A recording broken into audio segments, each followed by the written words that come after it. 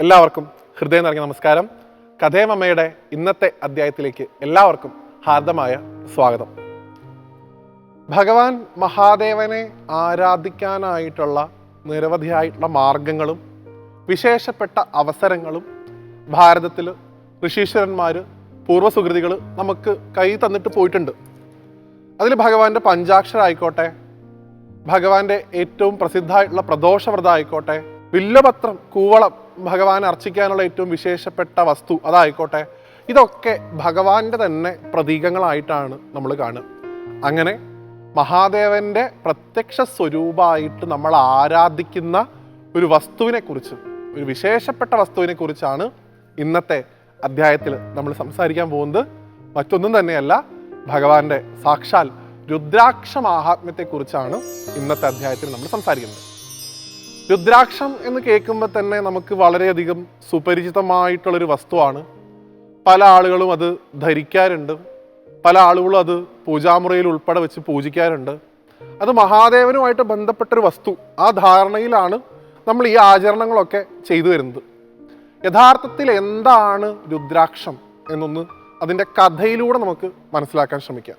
ഒരിക്കലും ത്രിപുരന്മാരെന്ന് വിളിക്കപ്പെടുന്ന 3 അസുരന്മാർ ഈ ആകാശത്ത് 3 പുരങ്ങൾ ഉണ്ടാക്കിയെന്നാണ്. സ്വർണം കൊണ്ടും വെള്ളി കൊണ്ടും ഇരുമ്പ് കൊണ്ടും.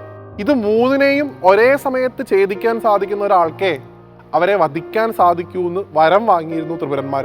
അങ്ങനെ അവർ ഭൂമിയിൽ അധർമ്മം കൊത്തി വാഴുന്ന തരത്തിലുള്ള ഭരണം കാഴ്ചവെച്ചു എന്നാണ്. ഈ സമയത്ത് ദേവന്മാർക്ക് അവരുടെ സ്ഥാനം നഷ്ടമായി. സൽക്കർമ്മങ്ങളൊന്നും തന്നെ ഭൂമിയിൽ നടക്കുന്നില്ല. പഞ്ചാക്ഷരം പോലും ഉച്ചരിക്കാൻ ത്രിപുരന്മാർ സമ്മതിക്കുന്നില്ല. ഇങ്ങനെ വളരെയധികം മോശമായിട്ടുള്ളൊരു സാഹചര്യത്തിൽ ഈ ത്രിപുരന്മാരുടെ ഭരണം ഭൂമിയിൽ നടന്നുകൊണ്ടിരിക്കുകയായിരുന്നു. ഇനിയും ഇങ്ങനെ ഈ ത്രിപുരന്മാരെ ജീവിക്കാൻ അനുവദിച്ചാൽ ഒരു തരത്തിലും ധർമ്മത്തിൻ്റെ സംസ്ഥാപനം ഇനി സാധ്യമാവില്ല എന്ന് മനസ്സിലായ ദേവന്മാരും ഋഷികളും എല്ലാവരും കൂടെ ചേർന്ന് കൈലാസത്തിൽ പോയി ഭഗവാനെ സ്തുതിച്ചു എന്നാണ്. ഭഗവാനോട് അവർ പ്രാർത്ഥിച്ചു, ഭഗവാനെ, അങ്ങേക്ക് മാത്രമാണ് ഈ ത്രിപുരന്മാരെ നശിപ്പിച്ച് വീണ്ടും ധർമ്മത്തെ ഈ ഭൂമിയിൽ സ്ഥാപിക്കാൻ സാധിക്കുള്ളൂ. അങ്ങനെ ധർമ്മം സംസ്ഥാപനം ചെയ്യപ്പെട്ടാൽ മാത്രമേ നല്ലൊരു ജീവിതക്രമം ഭൂമിയിൽ ഉണ്ടാവുള്ളൂ. ഞങ്ങളെല്ലാവരും ഈ ത്രിപുരന്മാരുടെ ഈ ഒരു ആക്രമണം കൊണ്ട് വളരെയധികം ബുദ്ധിമുട്ടിലാണ്.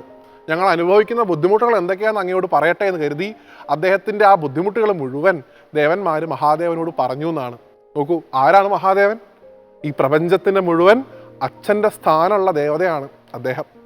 കാളിദാസൻ രഘുവംശത്തിൽ തുടങ്ങുമ്പോൾ തന്നെ എഴുതുന്നുണ്ട്, ജഗത്തിൻ്റെ മുഴുവൻ മാതാപിതാക്കളായിട്ടുള്ള പാർവതി പരമേശ്വരന്മാരെ ഞാൻ നമസ്കരിക്കണു എന്നാണ് രഘുവംശം തുടങ്ങുമ്പോൾ കാളിദാസൻ എഴുതി തുടങ്ങുന്നത്. അപ്പോൾ എല്ലാവരുടെയും അച്ഛനാണ്.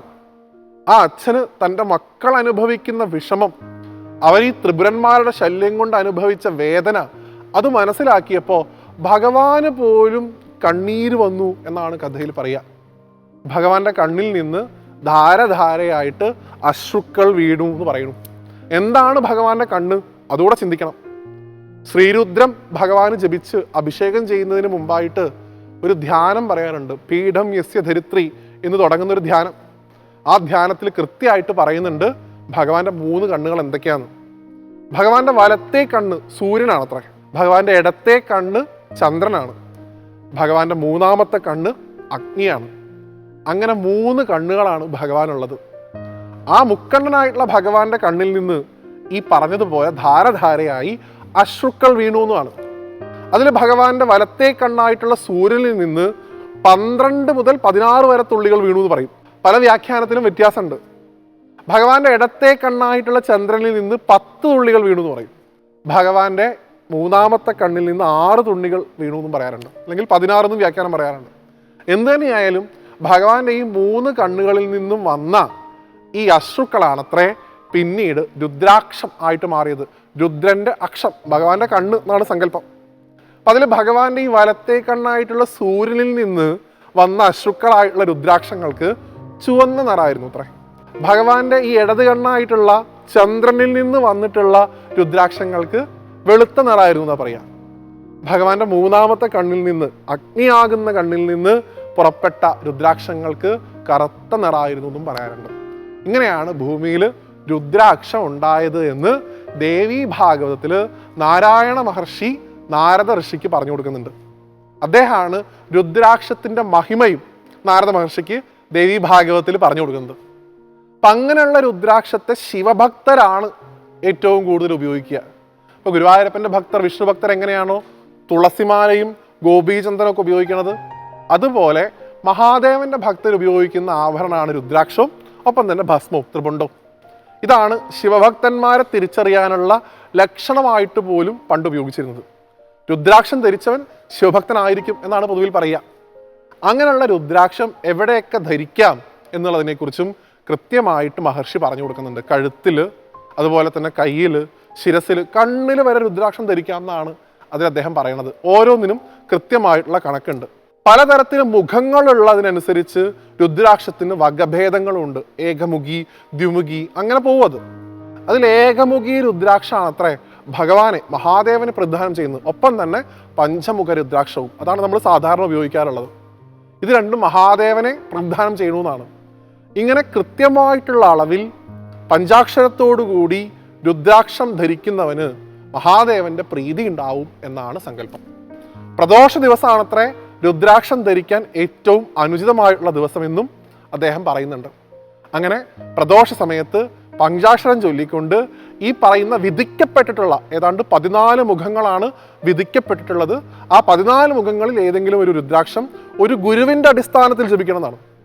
ഏതെങ്കിലും രുദ്രാക്ഷം നമുക്കിഷ്ടമുള്ള പോലെ അങ്ങോട്ട് തിരഞ്ഞെടുക്കുക എന്നുള്ളതല്ല. നമ്മളുടെ പ്രാപ്തിക്കനുസരിച്ച്, നമ്മളുടെ കുണ്ഡലിനി ശക്തിയുടെ കഴിവിനനുസരിച്ച് ഒരു ഗുരുവിൻ്റെ ഉപദേശപ്രകാരം വേണം രുദ്രാക്ഷം ധരിക്കാൻ എന്നാണ് പൊതുവിൽ പറയാറുള്ളത്.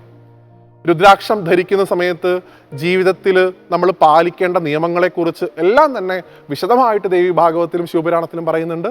അതനുസരിച്ചിട്ട് വേണം രുദ്രാക്ഷത്തെ നമ്മൾ ഉപയോഗിക്കാൻ എന്നുള്ള എളിയ അഭ്യർത്ഥന കൂടി നിങ്ങളുടെ മുമ്പിലേക്ക് വെച്ചുകൊണ്ട് ഭഗവാൻ മഹാദേവന്റെ പ്രത്യക്ഷ സ്വരൂപമായിട്ടുള്ള ആ രുദ്രാക്ഷത്തെ നമസ്കരിച്ചുകൊണ്ട് മറ്റൊരു കഥയുമായി വീണ്ടും കാണുന്നത് വരെ എല്ലാവർക്കും നന്ദി, നമസ്തേ.